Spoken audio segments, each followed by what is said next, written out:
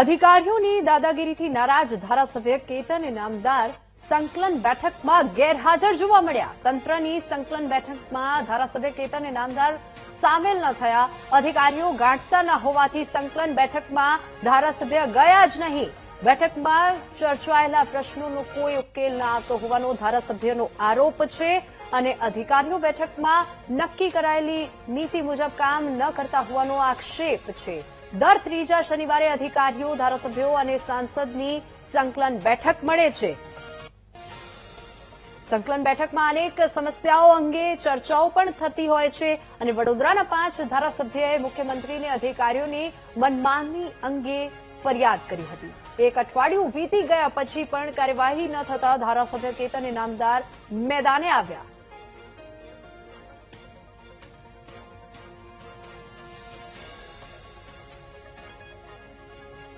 વડોદરા જિલ્લામાં અધિકારીઓની દાદાગીરી સામે ધારાસભ્યો ફરી મેદાને આવ્યા છે અને કલેક્ટર કચેરીની સંકલન બેઠકમાં ભાજપના ધારાસભ્યો ગેરહાજર જોવા મળ્યા.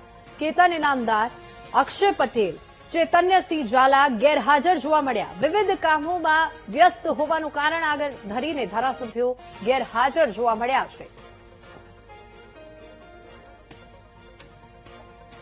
તો આ જ મુદ્દે વધુ વિગતો સાથે સંવાદદાતા માનુ ચાવડા લાઈવ જોડાઈ ગયા છે. માનુ, ધારાસભ્યો ગેરહાજર જોવા મળ્યા છે, તેમની નારાજગી જોવા મળી રહી છે, શું વધુ વિગતો?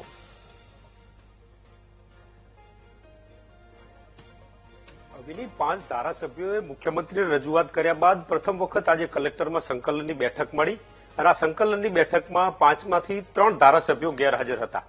એ પૈકીના કેતનભાઈ ઇનામદાર જે કહી રહ્યા છે કે અમારા કામો નથી થતા ને એના કારણે આજે અમે સંકલનમાં જવાનું મુલતવી રાખ્યું છે, સંકલનમાં જવાનો કોઈ મતલબ નથી. કેતનભાઈ આપણી સાથે જોડાય છે, એમની સાથે જ વાત કરું. કેતનભાઈ, મુખ્યમંત્રીને રજૂઆત કરી ત્યારબાદ આ પ્રથમ સંકલન છે, આપ નથી ગયા આજે સંકલનમાં, કેમ આ નિર્ણય લીધો? સંકલન સમિતિની અંદર અગાઉ પણ મારા સંકલન સમિતિના જ પ્રશ્નો આજે પણ પેન્ડિંગ છે, એનું પણ નિરાકરણ નથી આવ્યું અને એ ડાયરેક્ટ પ્રજાને ટચ કરતા, એટલે પ્રજાલક્ષી પ્રશ્નો અને એનું પણ એવા કઈ બહુ મોટા પ્રશ્નો નહીં કે જે પ્રશ્નોને આપણે કદાચ ટાઈમ આપી શકીએ કે એવું એવા પ્રશ્નોનું નિરાકરણ જ્યારે ના આવતું હોય ત્યારે મને એવું લાગે છે કે આ ખાલી એક ફોર્માલિટી છે સંકલન સમિતિ અને એ ફોર્માલિટીનો ભાગ બનવા હું નહોતો માંગતો. એટલે હું આજે મારો પોતાનો વ્યક્તિગત નિર્ણય હતો કે હું આ સંકલન સમિતિની અંદર હું નહીં જાઉં. ત્યાં સુધી મારા પડતર પ્રશ્ન જ છે જેનું નિરાકરણ હજુ સુધી નથી આવ્યું. તો મારે જવાનું કંઈ રહેતું નથી. એના જ પ્રશ્નનો પૂછવાના અને એના જ પ્રશ્નનો જવાબ લેવાનો એ મને માત્ર ને માત્ર ફોર્માલિટી લાગે છે.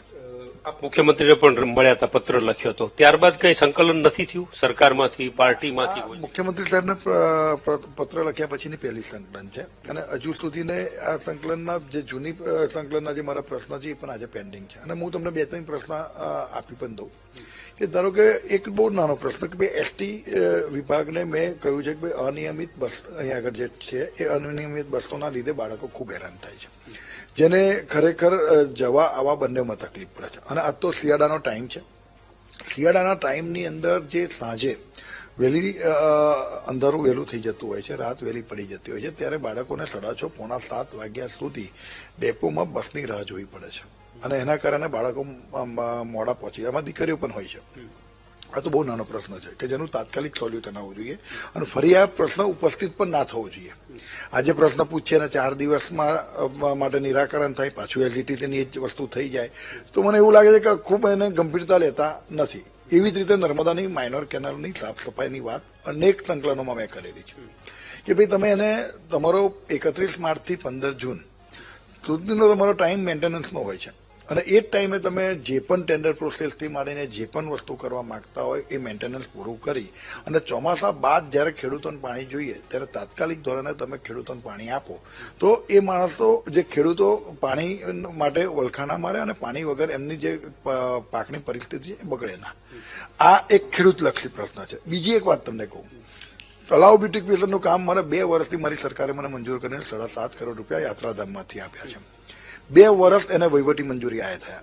આ દિવસ સુધીને કયા કારણોસર એનું ટેન્ડર પ્રોસેસ નથી થયો, એને કોઈ એજન્સીને કામ સોંપવામાં નથી આવ્યું અને જે કામ 18 મહિનામાં પૂરું કરવાનું હોય એની જગ્યાએ હજુ 2 વર્ષ સુધીનું તો કામ જ એની જગ્યા પર પેન્ડિંગ છે. આ ત્રીજો પ્રશ્ન.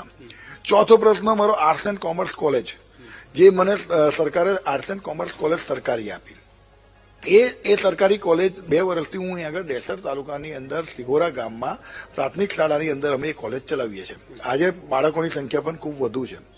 હવે એક કંઈક નવા પ્રિન્સિપાલ એક બેન છે, એ બેન કંઈક એને સાવલીમાં જ કોલેજ મંજૂર થઈ છે. અમારા માટે તો સાવલી ને ડેસર બે સરખું જ છે, પણ મારી ઈચ્છા એવું છે કે સાવલીના એન્ડમાં અને ડેસરના શરૂઆતમાં જો આ કોલેજ બંધાય તો બંને કોલેજ અને ઠાસરા તાલુકા નો પણ એને લાભ મળે.